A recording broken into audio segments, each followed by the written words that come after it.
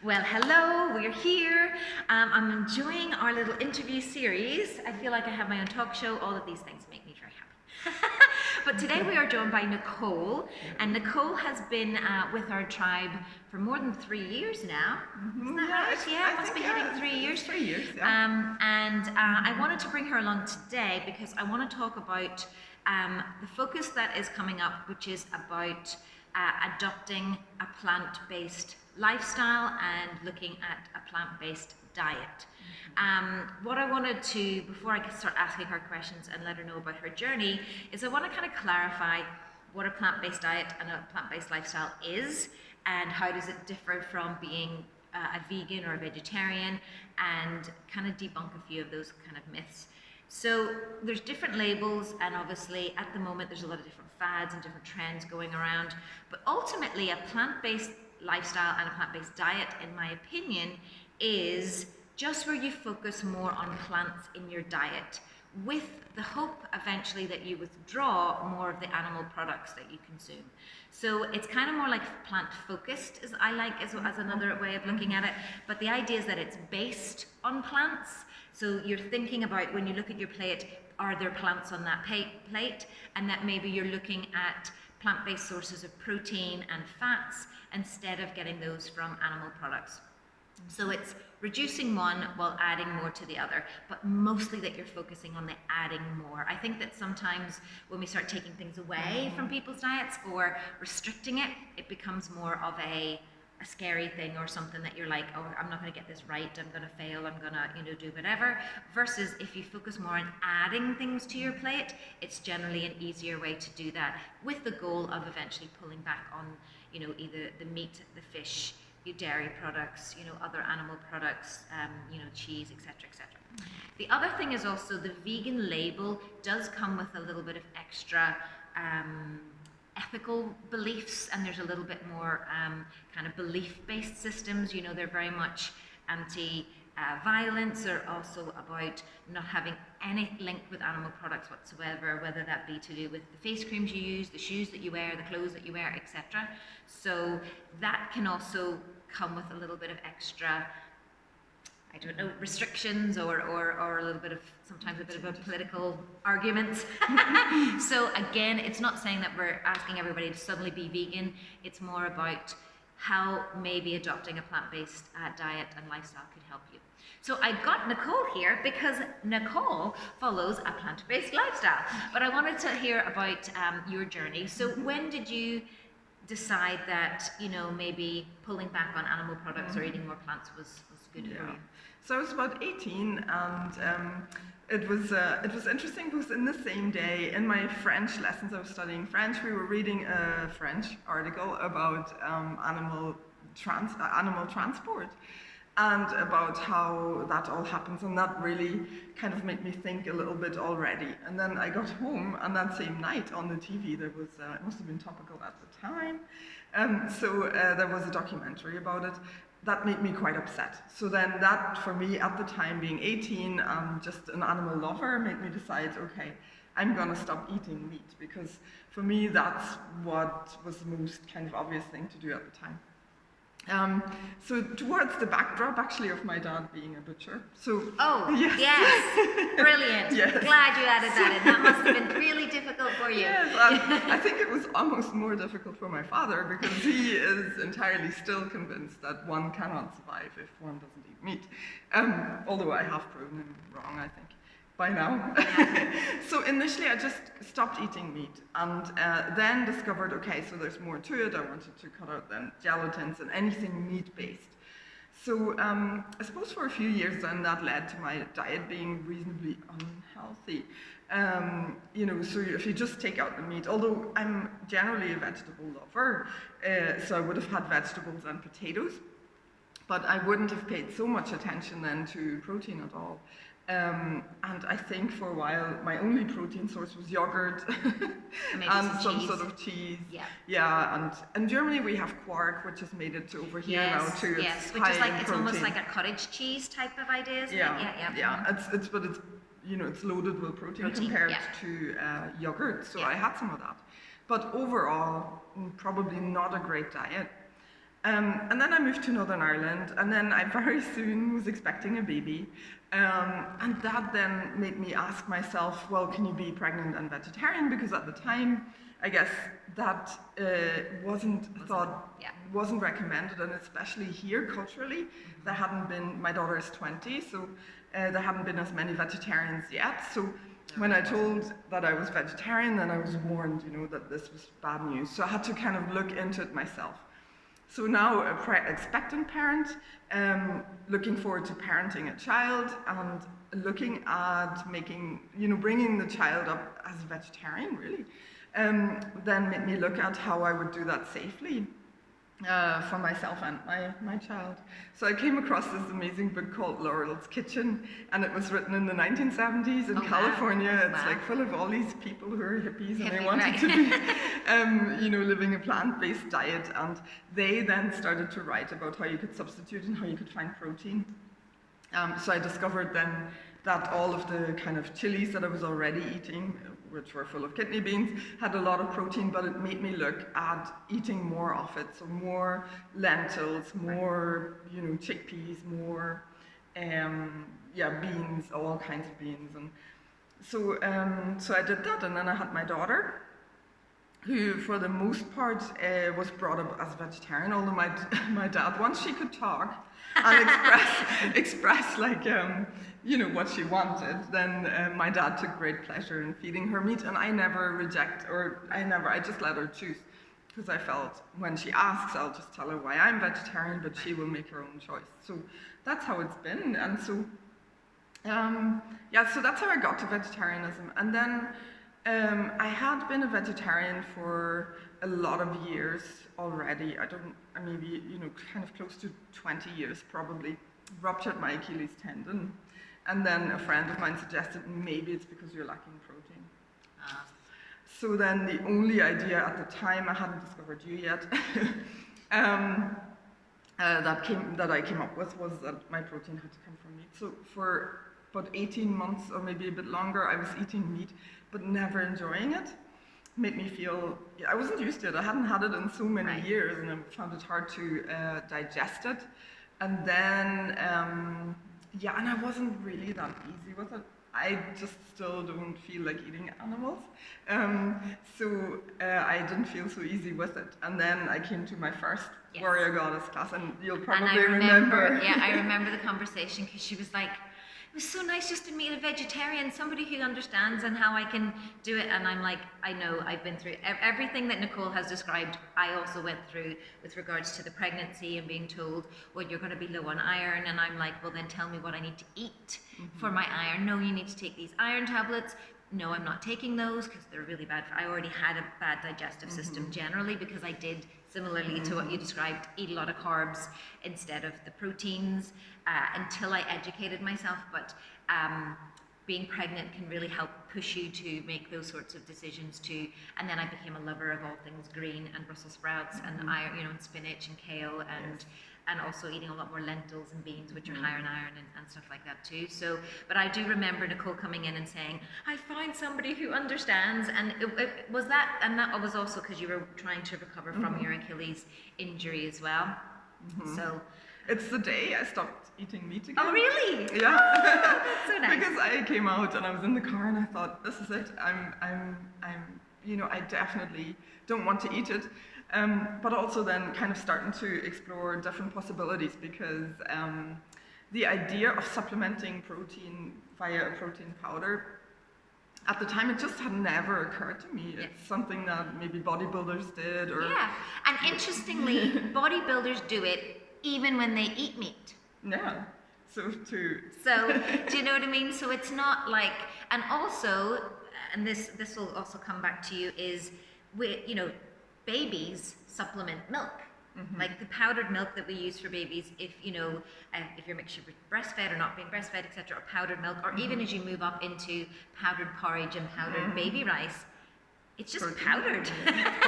It's just a powdered version of what you consume. But I understand. I mean, and that said, caveat, there are a lot of protein powders and stuff out there that aren't as good for you. You need to, just like anything in life, there are better versions and healthier versions of everything. You just need to do your research. Yeah. So so then it's just, so since I've met Lisa and since I've been coming to the tribe and exercising here, but mostly also just challenging my way of looking at nutrition, my plates look very different. So now I've learned to just build my meal around protein. I've learned that, I've learned to use tofu again as well. Right. Because tofu was a big game changer for me as well. When I went completely vegan, it was, and I think I sent her videos. Yeah, the this is how I'm recipe making my tofu scrambles. So it's a big staple in my house now too. Before I had tofu at times, but just not as regularly, nice. and it was never just quite until as nice. when you figure out how to make it well, and then you're like, it can be very life-changing. And then so I'm not afraid just to eat a whole block of protein for a meal. Sometimes people want to share because it's just so nice. Then it's like, really, okay, I'm gonna have to make another block then. And then also, I am still using eggs. I still use dairy, but now recently, especially after our chat this week, I'm looking at reducing that as well, just because I've learned that that's maybe what's keeping the midriff on. And also there is it's just in terms hormonally and how it can affect, and it's not for everybody in terms of immediate, like people, I think most people are shocked when I say that 1 in 3 women are actually sensitive to dairy. In fact, 1 in 3 women can be intolerant to dairy, according to the statistics. But we don't know how that actually means, or what does that mean. Most of the time, it affects our digestive system first and foremost. And the key thing to understand with nutrition, it's not what goes in your mouth that counts, but what goes into your bloodstream that counts.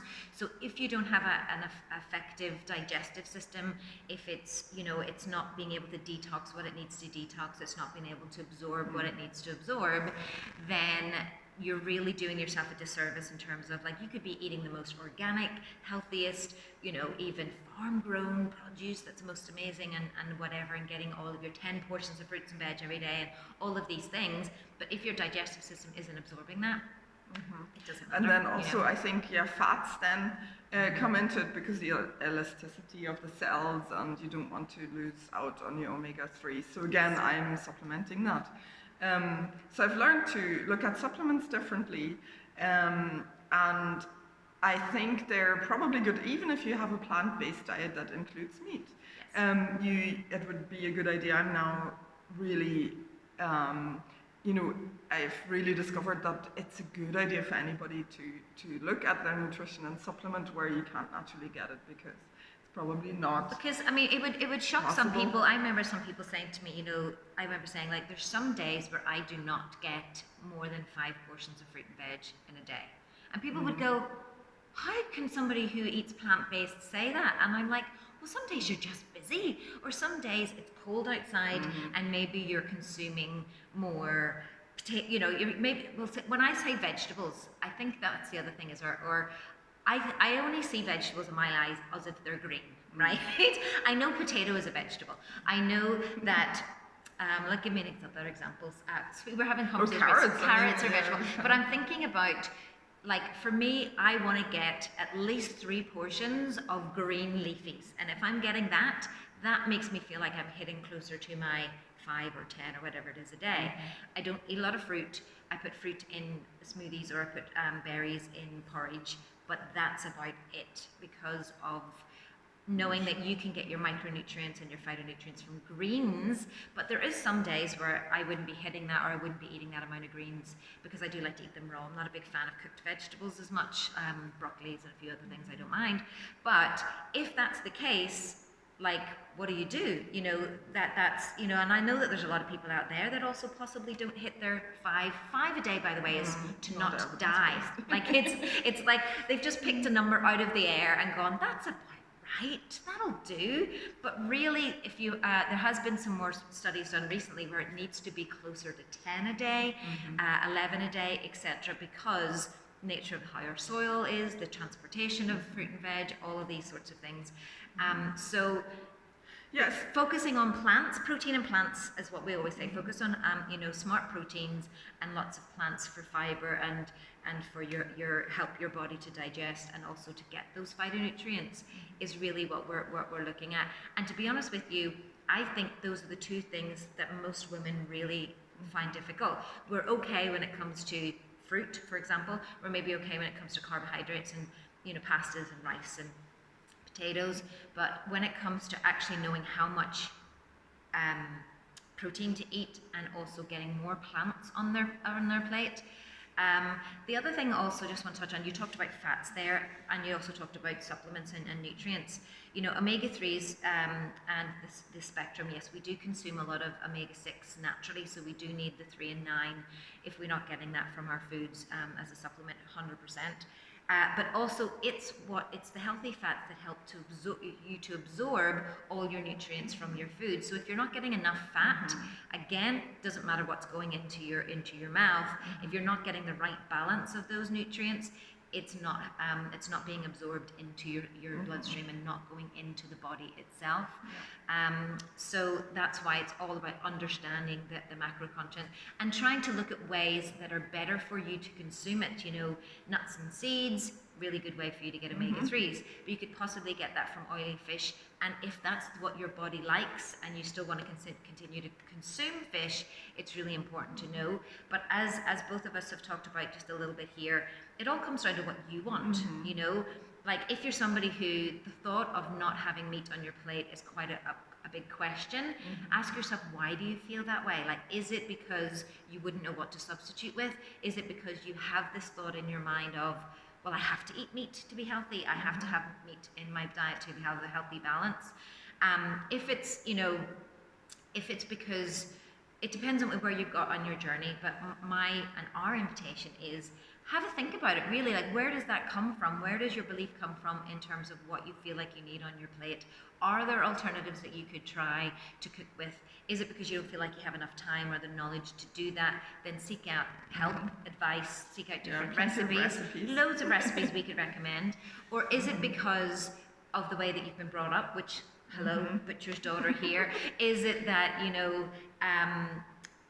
the messages that you hear, in terms of keto and in terms of all of these things, that you're like, I'm not somebody to give up meat. And then I just challenge you to do a bit more research, ask yourself the questions. The Game Changers on Netflix, I actually said to Nicole, you should watch that because it's really good.